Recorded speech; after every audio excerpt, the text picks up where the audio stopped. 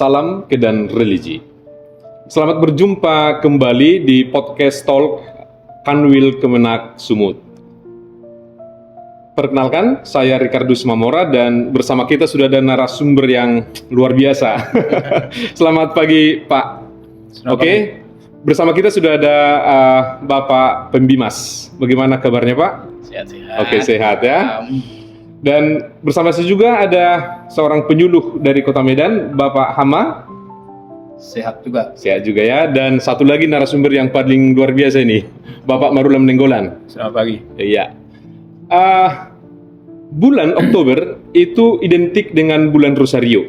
Seperti itu ya, Pak ya? Betul. Dan itu yang akan kita bahas, bagaimana sebenarnya sejarah dari bulan Rosario ini. Dan nanti akan ada himbauan dari Bapak Pembimas terhadap masyarakat Katolik, khususnya di Sumatera Utara. Baik, langsung saja ya Pak ya. Siap. Baik, begini Bapak Marihut Tua Pasaribu. Bulan Oktober itu sudah sangat familiar kita sebut sebagai bulan Rosario. Nah, tapi masih banyak sebenarnya umat yang belum tahu apa itu arti Rosario. Nah, bagaimana sebenarnya sejarahnya ini? Mungkin bagaimana Pak arti dari kata Rosario itu? Ya, baik. Sebelum saya menjawab apa yang Bapak tanyakan, saya pertama-tama mengucapkan pada seluruh masyarakat Katolik, khususnya yang ada Sumatera Utara, secara umum seluruh Indonesia ini yang menyaksikan podcast ini, selamat merayakan bulan Rosario khususnya bagi umat Katolik. Dan sebagai bagian integral dari bangsa ini, saya juga menyampaikan selamat merayakan Hari Kesaktian Pancasila yang kebetulan jatuh pada hari di mana kita melaksanakan podcast ini.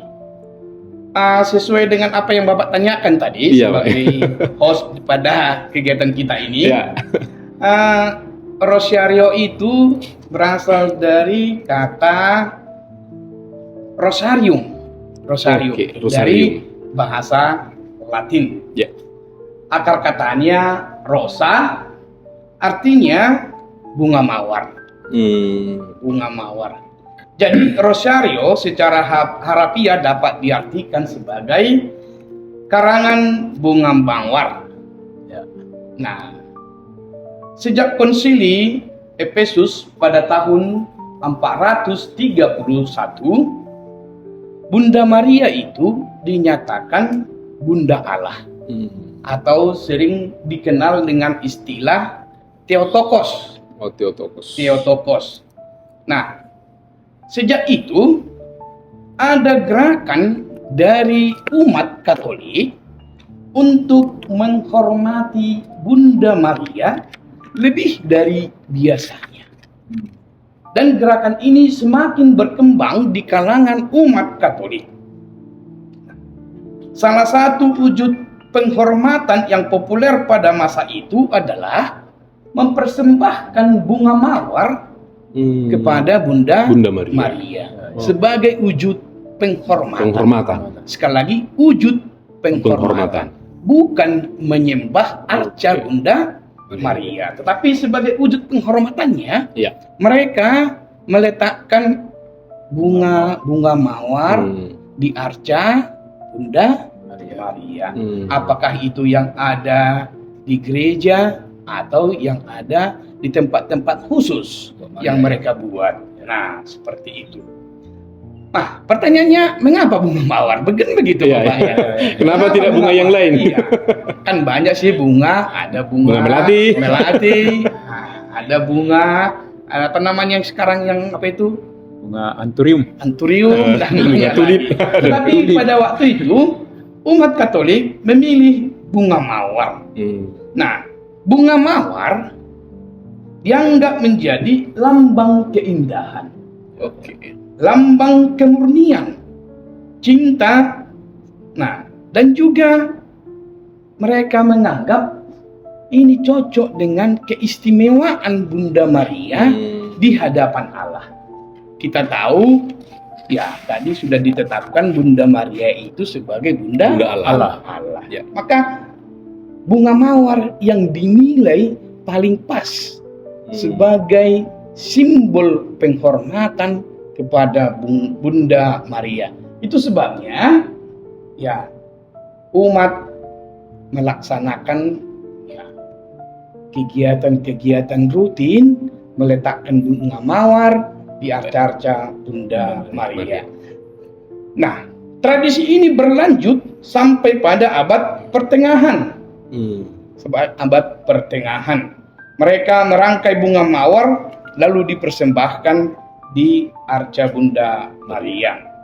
Nah, pada saat bunga mawar dirangkai, mereka juga mengucapkan doa-doa khusus.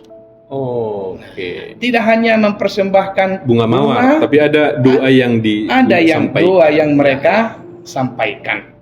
Nah, misalnya mereka berdoa Rosario, dua salam Maria, dua salam Maria beberapa kali berulang-ulang, dan juga menyampaikan litani kepada Bunda Maria sebagai pujian. Nah, tidak semata-mata meletakkan bunga atau menyalakan lilin lalu pergi. Mereka juga mendoakan doa salam Maria secara berulang-ulang. Nah, kemudian berkembang kebiasaan merangkai manik-manik. Nah, dari yang meletakkan bunga mawar, berkembang tradisi membuat manik-manik. Nah, ada alasan khusus. Pada saat itu, bunga mawar sebagai bunga yang indah, harum, mencerminkan cinta, makin sulit ditemukan pada masa itu. Sehingga umat, ya selain sulit tentu mahal juga mahal juga. Dan sekarang pun mahal. Ya, begitulah. Sehingga dirangkai dalam bentuk manik-manik, kemudian berkembang, jadilah rangkaian rosario semacam yang ada di meja ini sekarang. Begini, manik-manik itu disusun sedemikian rupa sehingga dia menjadi untayan doa-doa yang kita kenal sekarang ini menjadi doa rosario. Pada abad 12 dan abad ke-13, manik-manik secara resmi dipakai menjadi pengganti secara resmi bunga mawar itu. Nah, sehingga inilah sampai sekarang menjadi wujud doa devosi menggantikan persembahan bunga mawar. Tapi tidak dilarang juga, menggunakan bunga. Ya, sekali-sekali bisa lah. Begitu kita pergi ke Gua Maria, kita bawa lilin, bawa bunga, dan juga bawa rosario, dan terutama bawa hati. Demikian sejarah. Baik, terima kasih Pak. Demikianlah yang sudah disampaikan tadi oleh narasumber pertama kita tentang sejarah dua rosario dan juga ada perubahan dari bunga mawar ke manik-manik. Nah, kepada Pak Hamma ini ya, Pak Hamma, tentunya dua rosario ini apakah sudah sangat populer di zaman dulu? Kalau sekarang kan sudah sangat populer bagi masyarakat Katolik gitu ya. Tapi bagaimana dengan sejarah dulu-dulu lah? Bisa mungkin dijelaskan ke pendengar kita, Pak? Baik, terima kasih atas pertanyaannya. Menyambung apa yang sudah disampaikan oleh narasumber utama kita, Pak Mario Tua. Sebenarnya sejak konsili Efesus itu, doa rosario ini bisa dikatakan sudah sangat populer. Sudah sering didoakan oleh umat Katolik sejak konsili Efesus. Iya. Dan itu hampir semua umat Katolik di seluruh dunia sudah tahu rumusan doa rosario yang sekarang kita kenal. Terpakai. Iya. Hanya ada satu ordo yang sangat intensif boleh dikatakan, yang sangat sering mendoakan doa rosario, yaitu ordo Dominikan. Menurut fakta sejarah bahwa Santo Dominikus sebagai pendiri ordo Dominikan ini mendapat penampakan secara khusus dari Bunda Maria kepada Santo Dominikus ini. Iya, iya, iya. Lalu ada di dalam penampakan itu ada semacam pesan supaya dua rosario terus-menerus diulang, dilakukan untuk mengatasi ajaran sesat yang banyak terjadi saat Pada itu. saat itu, ya. Terutama ajaran sesat yang berkembang di Prancis, yaitu Albigensia. Oh, Jadi dengan dua rosario ini diharapkan ajaran-ajaran sesat yang menyebar kemana-mana berkat dua rosario diharapkan bisa dimurnikan, bisa Ya, ya. diluruskan kembali. Maka oleh karena itu bisa dikatakan selain umat sudah sangat populer dengan dua rosario ini, maka peran Ordo Dominikan ini bisa dikatakan menjadi pioner ya, ujung tombak untuk menyebarkan devosi kepada Bunda Maria melalui dua rosario. Kira-kira seperti itu sejarah singkat dan bagaimana dua rosario ini sebenarnya Sudah sudah sangat sangat populer, populer, ya, sudah ya. sangat populer di kalangan umat secara khusus di Ordo Dominikan itu, Pak. Jadi Ordo Dominikan bisa kita katakan menjadi ordo yang sangat intensif, yang sehari-hari mereka mendoakan dua rosario, dan saya yakini itu sampai sekarang mereka lakukan. oke. Begitu Pak. Baik, terima kasih Pak Hama. Dan memang ternyata dua rosario itu sudah sangat populer ya, bahkan sejak konsili Efesus tadi. Iya. Nah, kemudian Pak Nenggolan ya, Ya. mungkin akan diperdalam lagi lah apa yang disampaikan oleh tadi Pak Hama. Nah, dua rosario ini sebenarnya sudah sejak kapan dia menjadi sebuah devosi gitu ya, devosi dan terstruktur gitu, devosi yang terstruktur. Baik. Mungkin ini pendalaman yang sangat Oke. penting ini. Ya, ya. Ya, sebagaimana tadi disampaikan oleh Pak Hama, sudah sangat populer waktu itu, tapi Ya. belum terstruktur, Oh. belum cukup terstruktur Ya, seperti ya, yang ya. kita lihat kan seperti ini, semua sudah rapi. Sudah rapi. Ada 5 manik-manik, ada 10, 10-an, persepuluhan seperti Oke, itu, sudah diatur sedemikian rupa. Awalnya tidak seperti itu. Ya. Menjadi terstruktur itu baru sekitar abad ke-15 ya, baru sekitar abad ke-15 juga berasal dari kebiasaan Ordo Dominikan. Seorang Dominikan bernama Alanus de Rupe, dia mulai merumuskan dan menyusun rosario yang cukup terstruktur ya, seperti yang sudah kita miliki sekarang. Bahkan biarawan Dominikan ini mendirikan semacam perkumpulan kelompok. perkumpulan pencinta rosario ya, persaudaraan rosario namanya, dan mendorong mereka untuk mendoakan rosario ini lebih teratur setiap hari. Dan biarawan ini juga lah yang membuat beberapa misteri yang kita renungkan setiap kali mendoakan dua rosario. Kan ada misteri sedih, misteri gembira, misteri mulia, Iya, peristiwa, iya. misteri juga disebut ya, Peristiwa. peristiwa gembira, peristiwa sedih, dan peristiwa mulia. Nah, tapi pada zaman Paus Yohanes Paulus II ditambahkan lagi satu peristiwa atau misteri yang kita kenal dengan misteri cahaya. Nah, begitu. Jadi sekarang dua rosario ini sudah semakin kaya dan umat diberikan hak keleluasaan untuk merenungkan misteri penyelamatan ilahi melalui Bunda Maria dengan mendaraskan rosario dalam 4 peristiwa, ya, 4 peristiwa yang sudah disediakan gereja. Begitu. Baik, terima kasih Pak Nenggolan ya. Kepada masyarakat Katolik sudah semakin jelas tentang rosario itu yang akan kita pahami. Ternyata dia menjadi sebuah dua devosi yang terstruktur. Ya. Nah, kemudian Pak Manggil Tua sebagai pembimas, nah mungkin akan menjawab pertanyaan ini. Nah ini penting di dalam gereja Katolik itu sering sekali misalnya bulan Kitab Suci Nasional itu di Bulan September. ya diselenggarakan di bulan September. Nah bulan Oktober. Maria itu bulan Mei. Ya, Nah dan bulan Oktober itu adalah bulan Rosario. Iya. Nah mungkin ini inti. Ya, puncak pembicaraan kita nih Pak. Kenapa di bulan Oktober kita sebut sebagai ditetapkan Ya, sebagai Rosario. bulan Rosario. Ya. Iya, baik. Ini pertanyaan mungkin yang sangat menarik Ya. dan perlu kita informasikan secara luas kepada masyarakat Katolik secara khusus ya. Ya. Nah, mengapa Gereja Katolik menetapkan bulan Oktober itu menjadi bulan Rosario? Penetapan ini tidak terlepas dari sebuah peristiwa yang terjadi pada tahun 1571. Nah, ada pertempuran pada saat itu yang kita kenal dengan nama pertempuran Lepanto. Iya, pada saat itu ada peperangan antara Kekaisaran Ottoman, Kesultanan Ottoman dengan Liga Suci. Nah, lebih kita kenal dengan Perang Salib pada masa itu ya.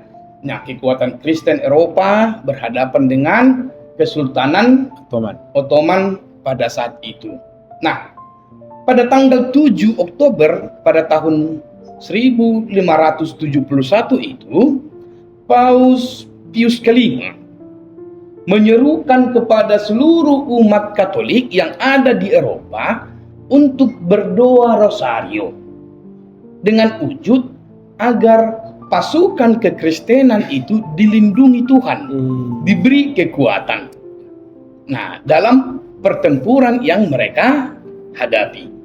Nah, jadi Paus ini melihat kekuatan doa-doa dari Bunda Maria berpengaruh, membawa hal positif bagi kalangan pasukan Kristen pada masa itu.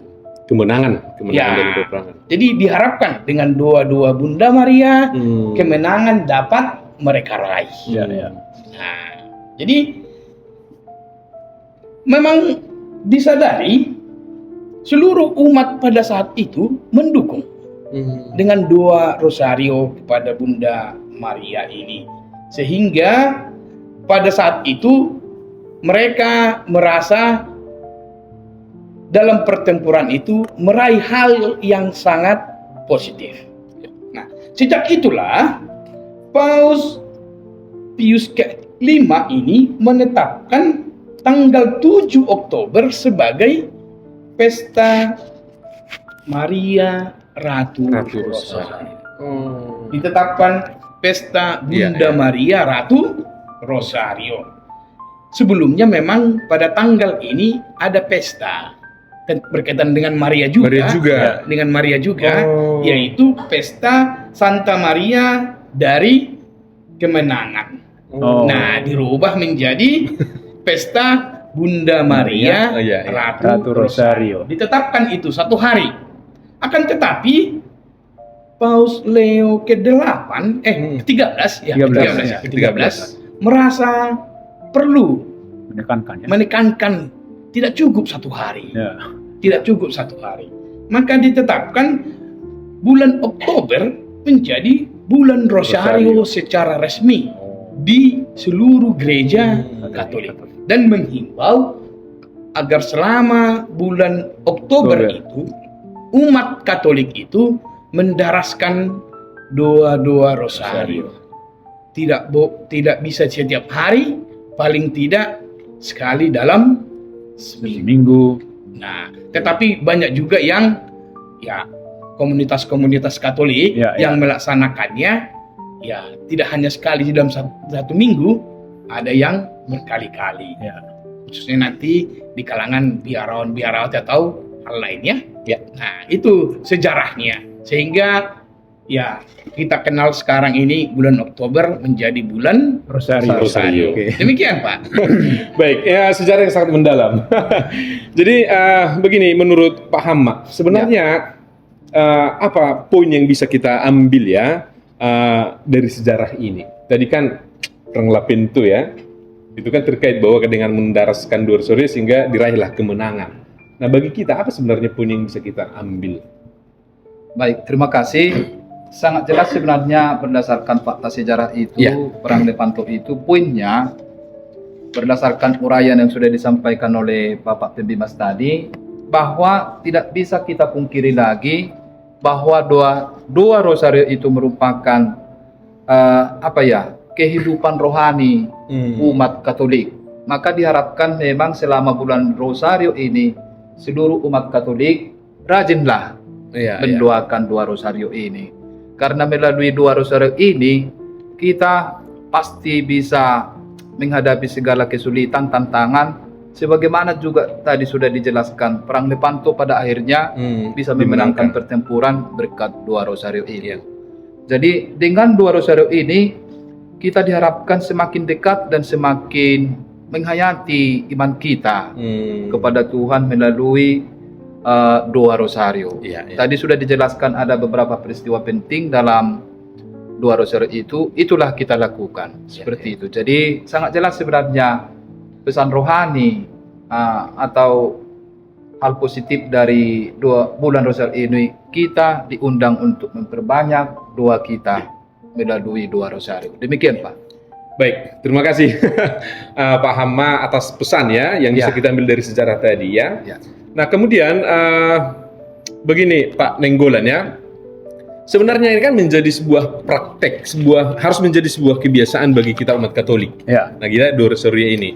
Nah mungkin bagaimana sebenarnya dua rosario ini di bulan rosario ini, di bulan Oktober ini kita laksanakan ya di tengah umat beriman lah. Oke, baik.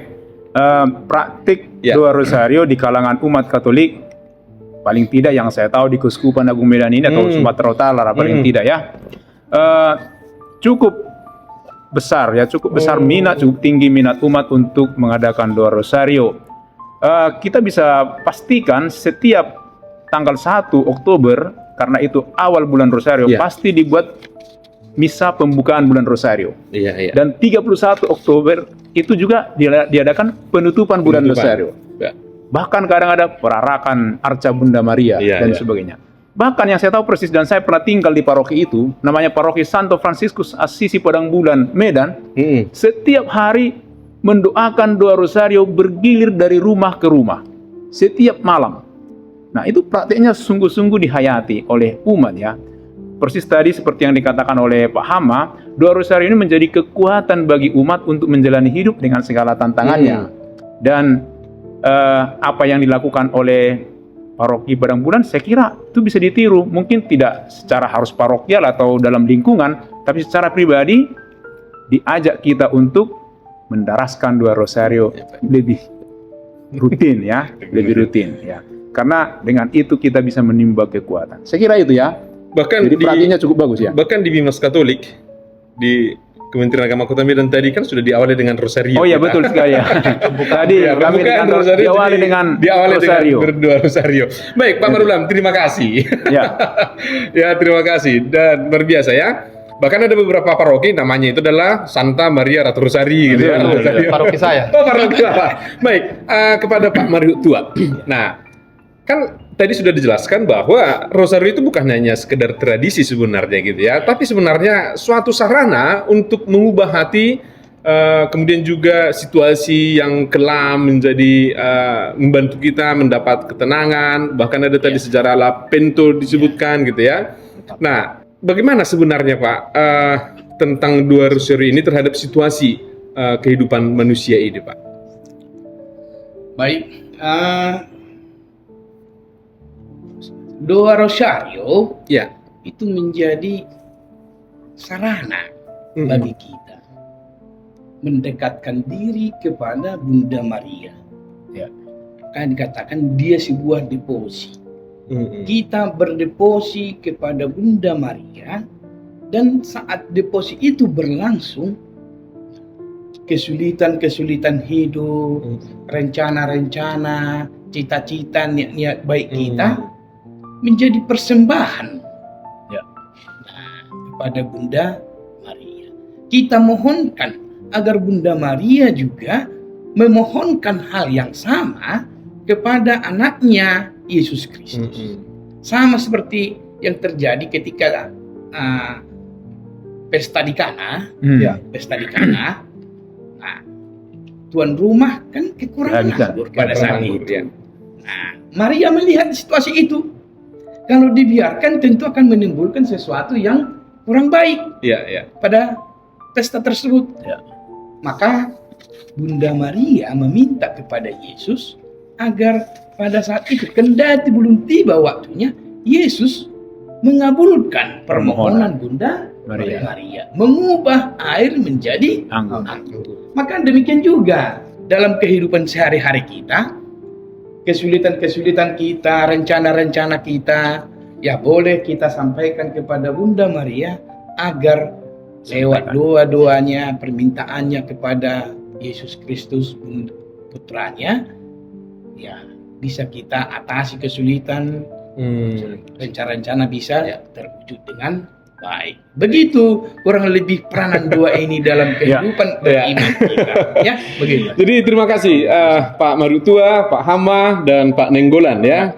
Mantap. Kedan Religi Kanwil Sumatera Utara, tidak terasa waktu kita sudah di akhir penghujung. Ya, tapi mungkin sangat baik Pak, di dalam kesempatan ini mungkin disampaikan apa pesan mungkin kepada masyarakat Katolik seluruh Indonesia, khususnya Sumatera Utara. Iya. Baik. Ya. Masyarakat Katolik di Sumatera Utara dan secara umum di Indonesia, ya sama seperti apa yang sudah disampaikan, mungkin sudah bisa kita lihat di media oleh Bapak Menteri Agama kita, Agama, ya. Profesor Dr. Kiai Haji Nazaruddin Umar MA. Ya, mengucapkan. Nah, mengucapkan, ya, mengapresiasi bagi masyarakat Katolik untuk perayaan bulan Rosario itu. Demikian juga Bapak Kakanwil kita di Kementerian Agama Provinsi Sumatera Utara ini, Bapak Haji Ahmad Kosbi SAG MA, memberi ruang kepada kita masyarakat Katolik dalam podcast ini. Lewat Humas, kita diajak menyampaikan apa itu Rosario, bulan bulan Rosario. Oke, Nah, oke. inilah bagian dari peranan Kementerian Agama dalam mendukung kita umat Katolik merayakan bulan Rosario. Nah, sama seperti program Kementerian Agama membuat pelayanan keagamaan yang berdampak. Itu. Nah, ini. Nah, maka untuk itu saya Marihutua Pasaribu selaku pembimbing masyarakat Katolik Kanwil Kementerian Agama Provinsi Sumatera Utara mengajak seluruh masyarakat, khususnya masyarakat Katolik, agar memanfaatkan bulan Oktober ini membangun kedekatan rohani kepada Tuhan melalui Bunda Maria. Lewat devosi doa-doa Rosario kita membangun kerohanian kita mendekatkan diri kita kepada Allah. Nah, demikian. Jadi demikian juga kepada guru agama, para guru agama Katolik, para penyuluh agama Katolik, dukunglah Kementerian Agama kita dalam memberikan pelayanan keagamaan yang lebih berdampak. Jadikan bulan Rosario ini menjadi momen untuk memberi pembinaan iman kepada siswa-siswi di sekolah dan kelompok-kelompok binaan. Itu harapan saya, pesan saya kepada masyarakat, secara khusus kepada guru-guru agama Katolik dan para penyuluh agama Katolik. Demikian, Pak. Baik, sekali lagi terima kasih Pak Maritua, Pak Hama. Terima kasih. Terima kasih. Pak Nenggolan. Terima kasih. Terima kasih. Baik, semoga kita berjumpa lagi di lain kesempatan ya, dan para masyarakat Katolik semoga setia, tetap tekun untuk berdoa Rosario. Sampai jumpa di lain kesempatan. Per Mariam et Jesum. Terima kasih. Maria, kita sampai ke Tuhan. Horas. Horas.